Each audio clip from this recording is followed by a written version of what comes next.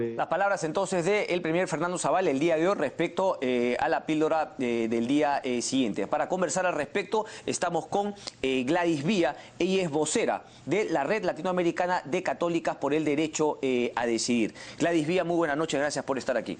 Buenas noches, Cristian, y también buenas noches al público televidente. Muy interesante, la verdad, yo no conocía, pero bueno, Catholic for a Free Choice, que surgió en el año 73, luego en América Latina a partir del año 87, y un poco defender la posibilidad de disentir con la moral sexual promovida por las autoridades católicas sin dejar por eso de pertenecer a la Iglesia. ¿Es complicado llevar eso aquí en nuestro país, Gladys? Definitivamente, porque de la jerarquía de la Iglesia Católica en este caso y de las iglesias también en particular han determinado una moral sexual única, ¿no? De una heteronormatividad que muchas veces esto no está contextualizada a nuestros medios.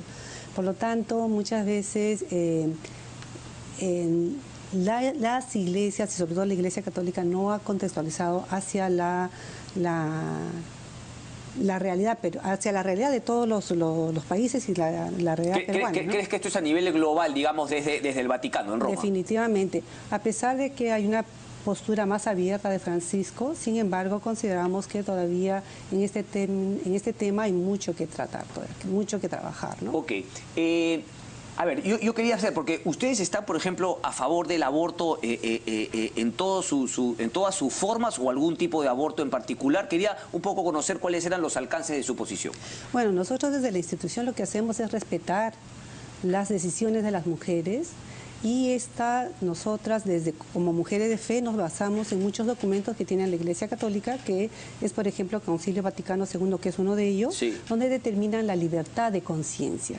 Y en esta libertad de conciencia, las personas, y sobre todo las mujeres, podemos tomar decisiones sin que exista interferencia de otras personas. En este caso, honestamente, de la jerarquía de la Iglesia. Bueno, el Concilio Vaticano II, que, digamos, no fue un cisma, como se entiende históricamente, pero sí generó un parteaguas dentro de la Iglesia Católica, tanto así que surgieron muchos movimientos que son posteriores al Concilio Vaticano II, que son un poco los más conservadores, ¿verdad?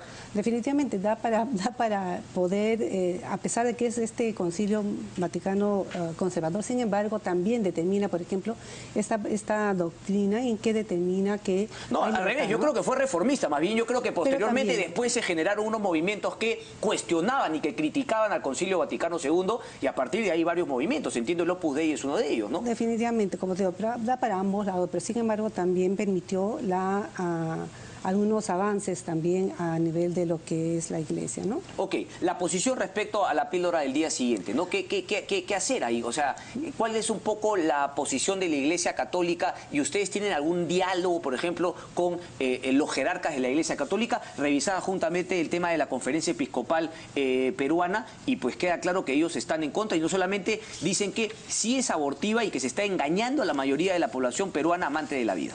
Bueno, principalmente nosotras desde Católicas por Derecho a Decidir saludamos el dictamen del primer juzgado del Tribunal Constitucional, en el que da este fallo de que se pueda distribuir gratuitamente la píldora anticonceptiva, la píldora oral de emergencia, sobre todo para las mujeres pobres, que son las que tienen mayor dificultad en el acceso a esta píldora, ¿no? Nosotras como mujeres de fe, sin embargo, nosotros consideramos que el gobierno debe de seguir su accionar basados en evidencia científica y en indicadores de salud pública. Una de ellas es, por ejemplo, de que la Organización Mundial de la Salud y la Organización Panamericana de Salud ha determinado que no es abortiva. Lo que hace es retrasar la ovulación. Por lo tanto, si no hay óvulo, así entre el espermatozoide no va a haber fecundación. Pero, digamos, científicamente también hay posiciones que dicen que sería abortiva, y la Conferencia Episcopal, y eso es lo que yo hacía entender a muchas personas, a veces la ciencia pues tiene posiciones encontradas. No quiere decir que porque no haya una posición única, pues no sea científica. Definitivamente. muchas veces cuando por ejemplo, en el 2009, cuando se dio la sentencia del Tribunal Constitucional, se dictó esa sentencia en contra que se distribuyera la píldora porque existía una duda razonable. Una duda razonable. En ese momento hay estudios avanzados y actualizados donde están demostrando claramente que no es abortiva o, como acaban de señalar, que es microabortiva, no es abortiva.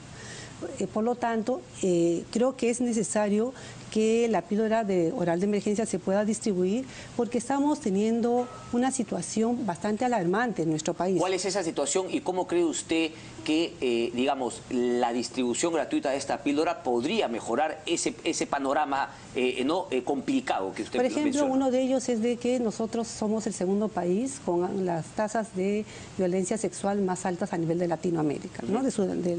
Y posteriormente, por ejemplo, el año pasado, en 2015, según las cifras del Ministerio Público, o sea, no estamos inventando cifras, tenemos más de 15.000 mujeres violadas, violentadas sexualmente. Y de estas solo pudieron realizar la denuncia más o menos el 50%. O sea, estamos hablando de un 50% que no denunció. Entonces tenemos cifras alarmantes. Aparte de eso, también creo que tenemos que contextualizar que en este momento tenemos la infección del Zika. Ya tenemos personas infectadas autóctonas del Perú con más de 100 casos, que esto estamos en época de invierno, en verano esto se va a disparar.